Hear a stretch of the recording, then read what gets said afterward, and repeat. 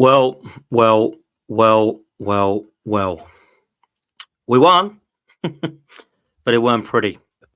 Let me tell you this now, people. That was a tough watch. And I'll tell you why it was a tough watch. Because we are now showing everybody just what I thought. But this squad is nowhere near strong enough.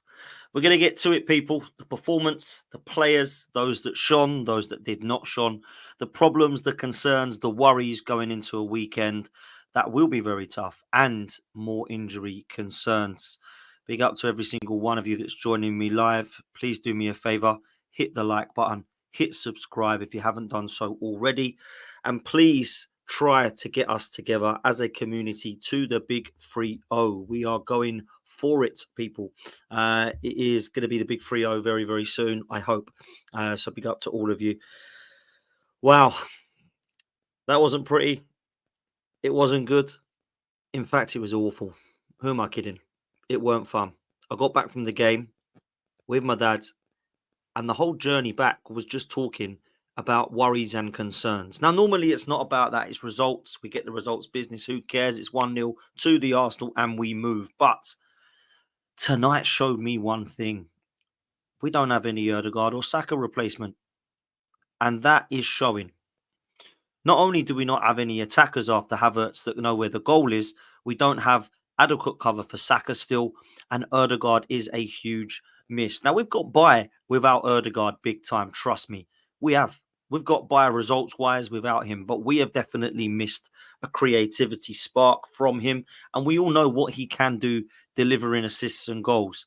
But my goodness, it was disgusting in parts going forward tonight. There was no creativity. There was no flair. There was no understanding of telepathy. There was no triangle passes in the attack. The final third was nothing short of a disgrace. And there is nobody in this team at the moment that's taking the game by the scruff of the neck. You know when people say Saka doesn't have the best of games, what does he always do? Delivers. Whips in a corner, threads a pass through, gets a goal or an assist. Odegaard, normally on the most of goals, assists, creative chances. If you want to look at XG and go through stats, Odegaard comes out pretty well. But my goodness, we miss both of these players so badly, and we should not miss them this much. But we do. People, we do. We're missing them badly at the moment. There's nobody that can tell me they don't believe that Odegaard and Saka right now are being covered correctly. There is no adequate cover for either of these players. Now, when we are lacking creativity, I look to the bench. When we are missing players, I look to the bench and think, what opportunity are the individuals on that bench going to get? Now, not only did I not recognise half of the names again on that bench, but the player that I would have thought could have stepped forward was nowhere to be seen yet again.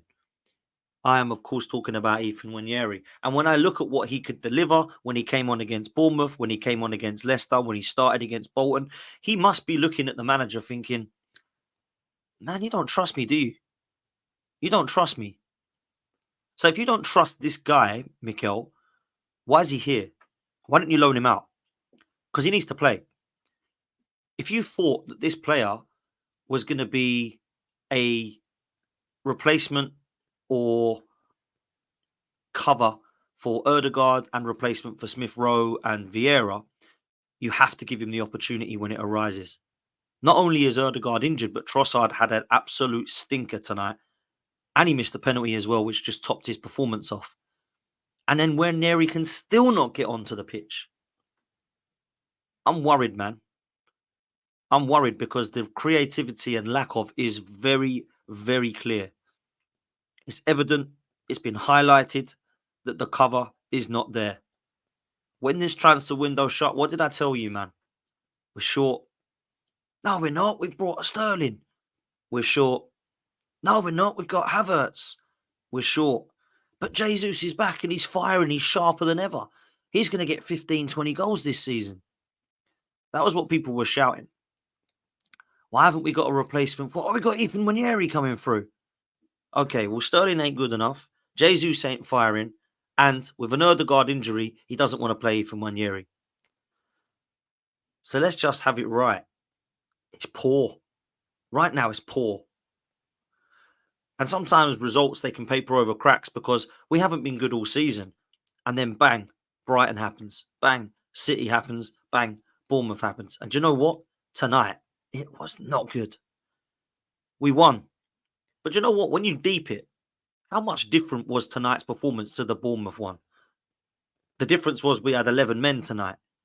The difference was Martinelli's shot went in tonight, luckily, instead of being saved on Saturday. Not much else has changed, though.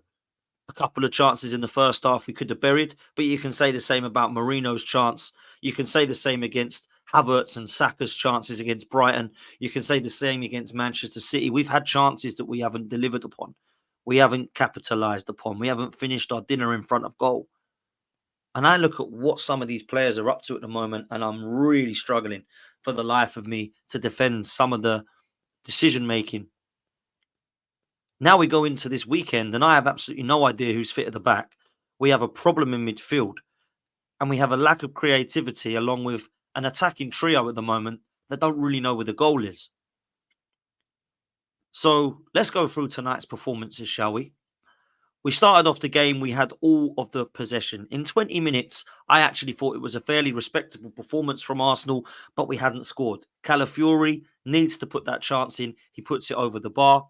Ben White, I don't know what he was doing tonight, but he got caught out, and then they had one chance. That was it. The rest of the time, it was domination. I sat in the North Bank, where I always sit, and by the corner flag, and I look, we're going that way the whole time. It's good. Dominant, dominant, dominant. But we're we really doing much. Martinelli scores. I'm thinking we can build upon that now. But the reason we didn't was because there was nothing really happening. There was no creativity. There was no telepathy. There was no passes threaded through. There was no attacking style of play. It was all very slow. It was all very sideways. It was all very backwards. There was nothing I enjoyed about the performance in after the first 15, 20 minutes, I would say. I'm watching Arsenal. It was like watching paint dry at times. I had people talking in the stadiums because they were bored. People were just chatting about their weekend. People were chatting about this weekend and how we're going to get on, where they're going to go to the pub before the game, what team they think is going to happen. I'm thinking, hang on a minute, guys, the football's on here. What are we doing? That's how boring it was, people. That's how boring it was. First half, I thought Thomas Partey was really good. Then he got asked to move at right back. First half, I thought Martinelli was really good. Probably one of our better players. After that, I'm now scratching my head thinking, who else actually played half decent? I'm struggling. David Raya. World-class save at the end. Saved us from embarrassment, not just letting a goal in. It was poor. The atmosphere was dead. The game was dead. But David Raya certainly didn't fall asleep. As much as his performance was shambolic the other day, Saturday evening, he turned out to be one of our better players again on the night because he was sharp, he was focused, and he actually kept his concentration for the full 90 plus, which is what we needed him to do. But why are we getting under the cosh with 3 minutes to go against Shakhtar Donetsk at home, people? Please explain it to me. Because injuries or no injuries, that should not be happening with the players we got out on that pitch. There is no understanding of why we are turning up at the Emirates and we are playing like that. We are not good enough as a squad to compete in all four competitions still. The Cronkies, the board, why have you not provided us with the funds to get our attack right? Because it ain't right. Our attack looks no different to last season. And in fact, some are saying it looks weaker.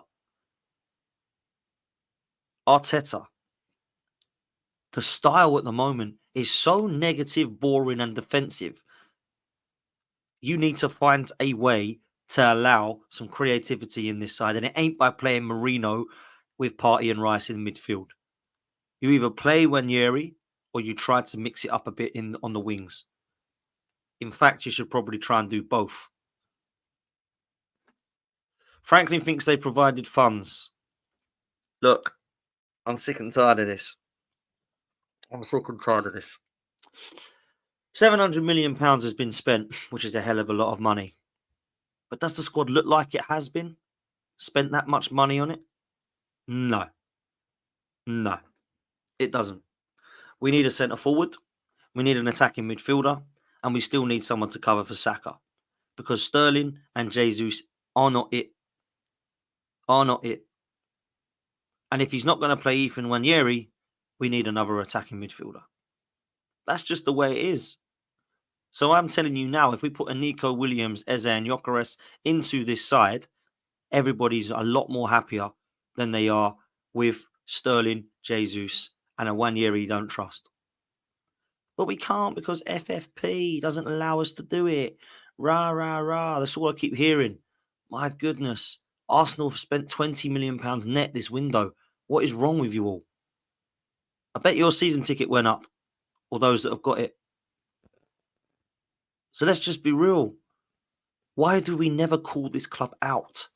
Why do we sit on our hands? Why are we silent? They'll get it right. 21 years later, no Premier League title. We're still trusting the process. We're still waiting. Come on, man. Wake up, please. Please wake up. I beg you. I beg you guys to wake up. Yeah? We won the game tonight. Just be positive. We won the game. What are you moaning about? One loss in 2024 away from home and you're moaning. That's all I keep getting. So you think we're going to win the league then? Is that what it is? We're going to go win the league? We're going to go win the Champions League? Because I tell you this now, if we don't win the league, I'm looking at the cronkies in the board to understand what it was that we were supposed to do with a squad that we have assembled that isn't good enough. Then I look at the manager if we don't win a trophy. And I ask myself why, because this squad's good enough to win a trophy. Might not be good enough to get us across the line in the Champions League or the Premier League, but it needs to win a domestic trophy at the bare minimum and title challenge this season. That's my minimum expectation. No trophy, laters. No Premier League, wins a trophy, he stays. That's just as simple as it is. We need to deliver now. And right now, this squad, it ain't it. It just ain't it. That really is not it. Without Odegaard and Saka and Saliba at the weekend, we've got problems. We've also got problems because Calafiori looks like he could be badly injured. It didn't look good. It didn't look good. And I'm not talking about season out. I'm talking about maybe a few weeks, but that's still long enough. Ben White came off at half time. People thought it was precautionary because he got a yellow card. I don't know if it was. I mean, he was having a terrible, terrible game, by the way. But he came off. Is he going to be fit at the weekend? Anyway, we'll get back into that. I digress. The goalkeeper, fair play. Ben White, stinker. Hooked at half time. Maybe he's injured. Maybe it was precaution. Maybe it's yellow card. Hope he's fit for the weekend because we need him. Saliba and Gabriel, fair, clean sheet. Nothing to write home about. Fair performances. But let's be real, Shakhtar didn't do much. They started to put us under the cosh at the end, but we were clearing most of the stuff away. Calafiori, I really like him on the football, but I have problems with his positioning. I can't sit there and be a hypocrite when I say that Zinchenko, I'm the same with. This guy, he has Zinchenko vibes for me with his positioning. I like him offensively, and I actually do prefer him defensively than Zinchenko. But positioning, he looks just like him. And if we play him against Salah, I think it could be hard. I think it could be long. In midfield, Partey was our best midfielder. Then he went to right back when Benny Blanco went off. Declan Rice. People, listen to me when I say this. I need to shout it out to the rooftops. Or shall I not? Shall I whisper it? Declan Rice is a 6, not an 8. There, I've said it. Declan Rice is not an 8. We all believe he is. We all praying for him to be our Gerrard or Lampard. He ain't going to be. He is not going to be a Cesc Fabregas for us. He is a Rodri. That is what he is. He is a Rodri. He's not as good as Rodri, but he is our Rodri, right? We need to play him in the 6. At the moment, Partey's playing there very well. But I tell you this, he is better in the 6 than the 8. In the first 8 games of last season, he played in the 6, Declan Rice, in every single position. How many man of the matches did he get? 4. Since playing in the 8, I've seen him play well. I see him play well against West Ham away, where we put 6 past them. Sheffield United away, where we put 6 past them. Palace put 5 past them. But that was when all of the team were flying. When we need to rely on Declan Rice to be that guy to drag us across the line, in the 8 is not where he needs to be playing. He doesn't have the kind of movement and athleticism that an 8 needs, in my opinion, because he's a destroyer. He's waiting to intercept when I need him to drive forward on the ball. And trust me, he can do it. He can move that ball forward very, very well. But I don't see him making these late runs into the box. The only thing that's changed since he's played into the 8 is actually he's taking corners very well. That's it. But there's nothing more from that. There's nothing more. Declan Rice is a 6, man. 100%. Marino. I'm giving him time, but he ain't looking good. I don't know what he does. He's not delivering any creativity for us. He's not driving us forward. He's not playing the box-to-box Xhaka role. He's not threading through passes to Martinelli to unleash him. He's not tracking back and winning any tackles. I don't quite get what he is, if I'm honest with you yet. What he looks like is a pretty average player trying to adjust to a new league. But in the Champions League, you don't need to adjust any league. You're playing European football. I'm not too sure, if I'm honest. He doesn't look quick or athletic. He has physical attributes. But I'm not so sure I see enough agility and drive forward yet. But again, it's early days. Trossard.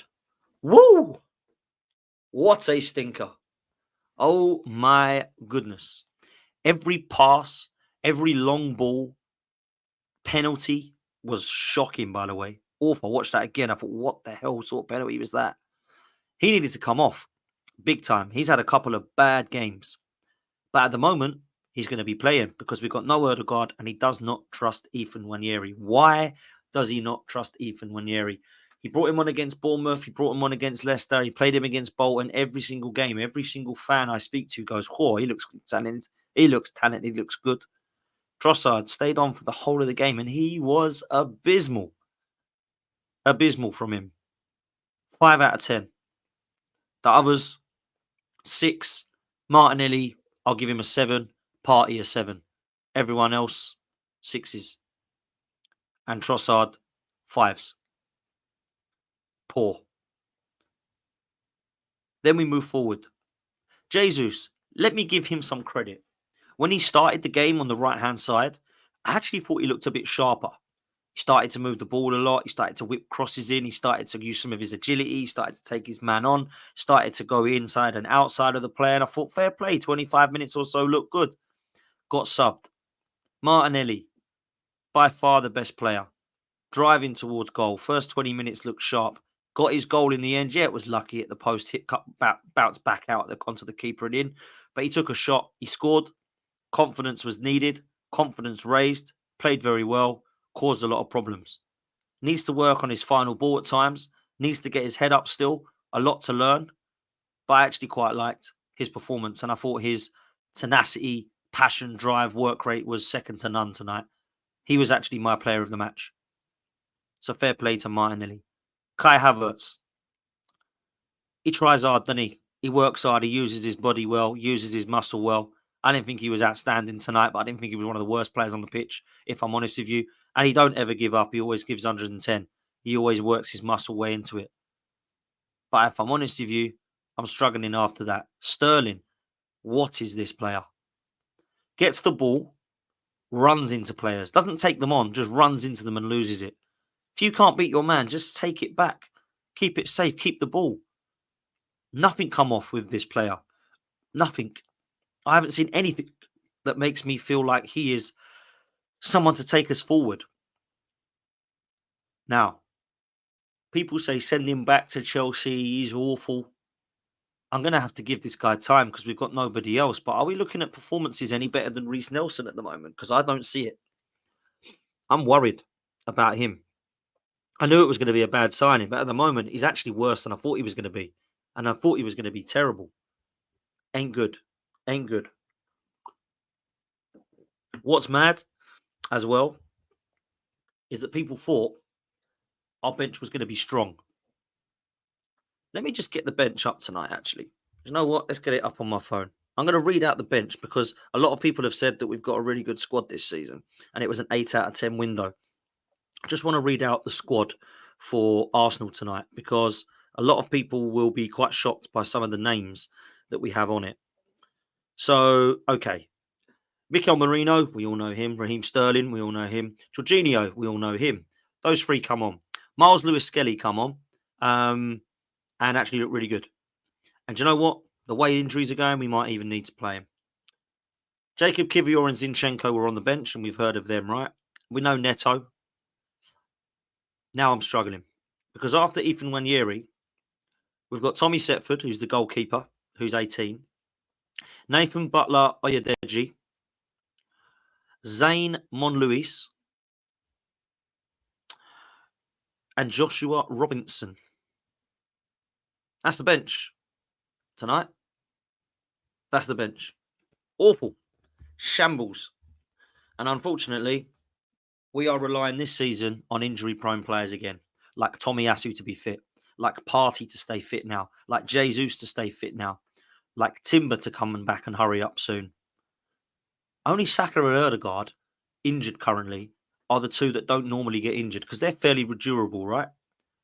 But we're now relying on players like Zinchenko and Tomiyasu and Partey and Jesus to stay fit, Timber to stay fit. And they haven't been able to do that for the last 2-3 seasons. So we're struggling, people. I'm worried, man. I'm worried. It's just crazy. It really is. So we've got problems, haven't we? Tonight we win the game. The final whistle goes. I get my way out of there. I go to Hibernian and I get the train back. And the whole time I'm thinking, I'm worried about weekends. I'm worried about weekend. Why? Because we saw Calafiori go off injured. We're not sure if Ben White's injured or not, or if it was precaution, or if it was yellow card, didn't want to risk him. We don't know. Saliba's out. That's an absolute given. We didn't appeal the red card. Let's be real. There's no point. The ref's made up his mind. It's never going to get turned over. So we know on Sunday, Raya is in goal. We know the midfield and front three is probably going to be one or two positions with a question mark. But I have no idea what our back line's going to be. No idea.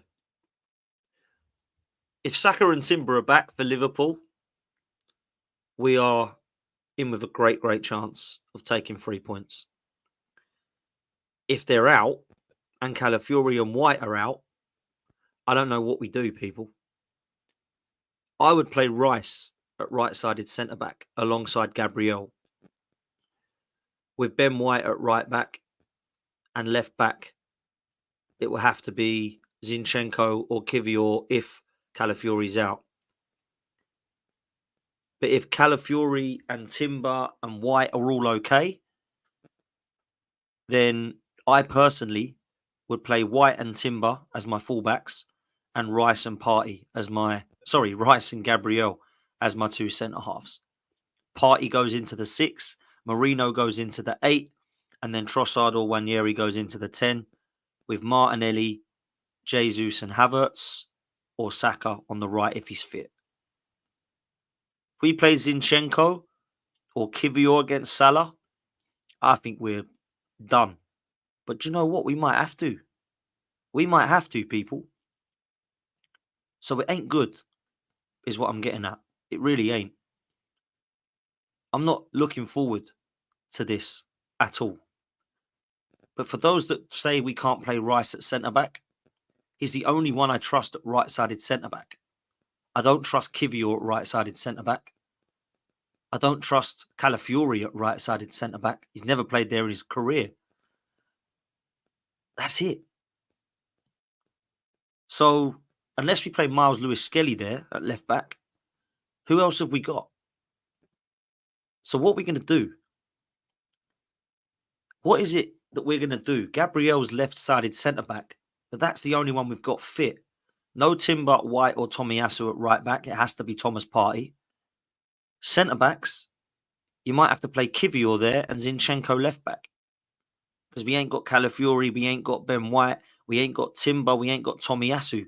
What the hell do we do? I mean, let's be real. I actually feel like there's an opportunity for Miles Lewis-Skelly in this game, but I wouldn't be playing him against Salah. However, I think I'd rather have him there than Kivior or Zinchenko. Real talk. Sometimes you get chances. Sometimes you got to throw kids in, but I think it's harsh. But would you rather have Salah v Lewis-Skelly or Salah v Kivior or Salah v Zinchenko? We know what happens when you play Zinchenko against Salah, right? You get cooked and you lose the game. That's what happens. So look, I don't know what the right decision is at the moment, but Mikel's got to sort it out. You might take Rice out of that midfield, but you've still got Partey, Marino and Trossard there. Rice playing at centre-half alongside Gabriel don't sound too bad to me, if I'm honest. Defensively, he's quality. Grew up playing there. Played there for West Ham, started there, Chelsea. Now he's come to Arsenal and played as the 6 and the 8. I'll be putting him alongside Gabriel if we've got these injuries. Now, look, hopefully White and Timber are fine. Then we're cool. We have to play Timber left back, Partey right back, Gabriel and Ben White as centre backs. Hopefully that's what we do. Hopefully that's the best we can hope for, right? But if we're getting injuries to these key players, I don't know what we're going to do. Front three, if Saka's there, he plays with Martinelli and Havertz in the front three, Trossard in the 10, Rice and Marino, or Rice and Partey. And then if Saka's not, it's either Jesus or Sterling on the right. But for me, we've got to try to do all we can to take 3 points here. And let's be real, we've got injuries, right? It's harsh. It's unlucky, but it's part of the game. And I told people, where's the cover 4? And they went, oh, come on, we're not going to get 7 injuries at the same time, Dan. Well, at the moment, we got 6. Might even have more after tonight. So if we've got Tomiyasu injured, Tierney injured, Timber injured, Ben White injured, Calafiori injured, Saliba suspended, Odegaard injured, and Saka injured. That's 7 injuries and 1 suspension. They ain't good. I'll ask, and I'll end on this, and then I'll do super chats before I go. Who's scoring our goals at the moment, people? Who is? Because with Saka and Odegaard out there, Havertz has dried up. Martinelli scored tonight, but let's be real, it was a pretty lucky goal. Trossard ain't there doing the business. Declan Rice ain't scored for time. Marino doesn't look like he's going to put the ball in the back of the net. And the only player is Wanyeri, who's coming from the bench, that looks like he's going to do anything. Because Sterling and Jesus aren't. It's mad. It really is. Let's do the super chats before we close. Chaitanya says, we need to bin Gabby Jesus. He has been a flop. Now, I said this. I said that he's been a flop. I said it. I said he's been a flop for £50 million. Lacazette was bought for that, and he's been better. Jesus is either injury prone or stinking out the gaff. I'm with you, Chaitanya. Suze, big up, says this season's just been missing since the transfer window. On the first day of the window, no one would be happy with Sterling. Trossard is just not good enough. If not, bring on Ethan. We are lacking. The creativity we're lacking, that's for sure. Another one from Suze says, I saw another stat. 23 games, 787 minutes without a Jesus goal. There's poor, then there's abysmal. Now, people might look at that and go, oh, it's 22 games, but he hardly plays. Well, he's played in the last 22 or 23 now, and he ain't scored a goal. That's a worry. Martinelli went 17 games without a goal. That was a worry. I don't know how many games some of our midfielders have gone without a goal, but it's probably been a long time as well. This is not good. Aaron, Potsy, please, earlier, my brother. Listen, it was great to meet you, my bro. You're an absolute legend. Great to meet you and have a chat with you. And some people were asking, if you do want to come and see me, I'm at every single home game at Block 5. Every time you want to come and say hello, I will be there. You'll see me. I'll be standing with my dad and my mates. So Block 5 is where it's at home at Emirates. So please make sure you come and say hello if you are part of this channel. So, look, I don't know that there's any positives right now to take from that performance going into a hard game. But what I will say is this: fingers crossed that we have players coming back. Fingers crossed that we're going to be okay running into fixtures that are going to be causing us problems. Of course, we've got Liverpool on Sunday. We need to get through that.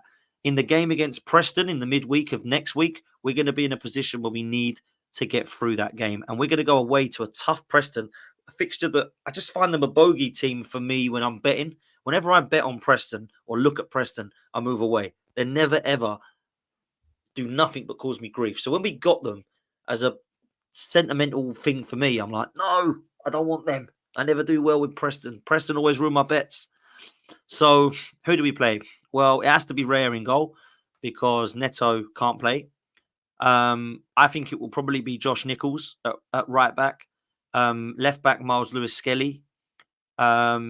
Wouldn't surprise me if we have to play Saliba in this one because obviously, and Gabriel, because we've got problems at centre-back right now. In midfield, Jorginho will play with Ethan Nwaneri, who will definitely play in this one, and probably Mikel Merino. He needs games. And then our front three will be Jesus, Sterling, and probably Martinelli, I reckon, because he needs to get in a run of form and get some goals. That's where I'm at.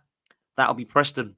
Then what happens? We move to Newcastle away at St. James's Park. My birthday weekend. Please do not go into this one. Yeah, Saliba red, but he only misses Liverpool, by the way. People seem to think he's out for 3 games. It's not a professional foul. It's last man, which is just 1 game. So he's back for Preston if he wants to play. And then Chelsea away. But in between that, what we got? Inter Milan away. And we've got injuries galore. This is a tough period of time. Arsenal do not want to be in a scenario where we go away from Stamford Bridge, out of the Carabao Cup, losing to Inter Milan, and not picking up a win at Liverpool, Newcastle, and Chelsea. People want that to happen to us, people. Rival fans are begging it. Arsenal out the title race in October, 9 points behind everyone. Oh, it's beautiful. This is just what we need to see. Don't let it happen. Mikel Arteta sorted it out. Players up their standards. And Kroenkes and Edu, look at January because we need it. That's how I'll end. Big up to all of you for being here. Big up to all of you for super chats. Big up for all your interaction in the comments. I'll be back tomorrow for another stream. I will see you next time. Take it easy. We're out of here, people.